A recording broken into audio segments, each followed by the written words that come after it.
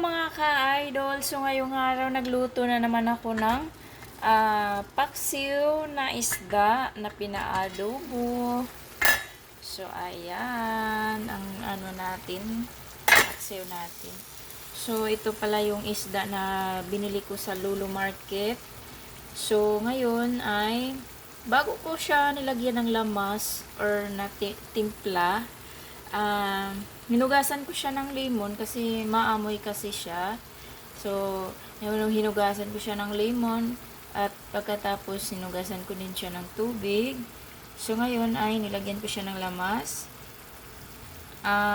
Dami kong nilagay na lamas, yung green pepper at saka yung green chili, ayan.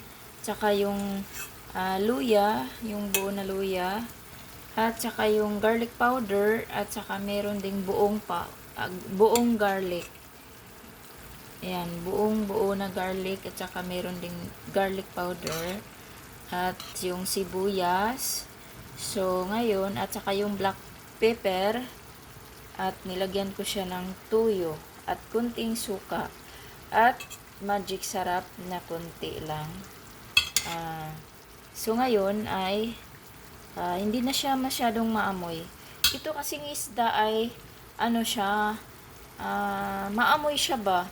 So yun, pangalawa kong luto ngayon, hinugasan ko na siya ng lemon.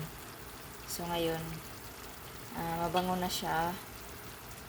So ito pala yung luto ko na ngayon, paksiw na pinaadobo. Ito kasi yung mas masarap, pinaadobo. Yan. Masarap na siya guys. So try natin. In fairness, masarap siya guys.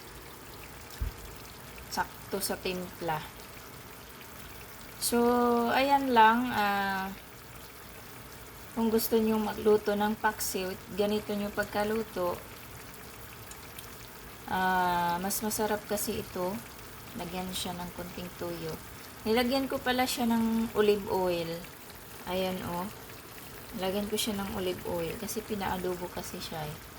So ayan ang ulam natin ngayon guys. So, kasi si nanay, yung alaga ko, meron na siyang pagkain sobra kagabi. Okay lang sa kanya na maglugaw.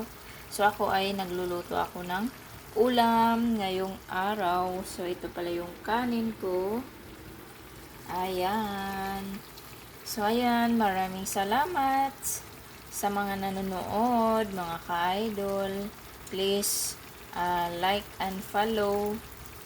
At saka yung mag-iwan sana kayo ng bakas. Bye-bye!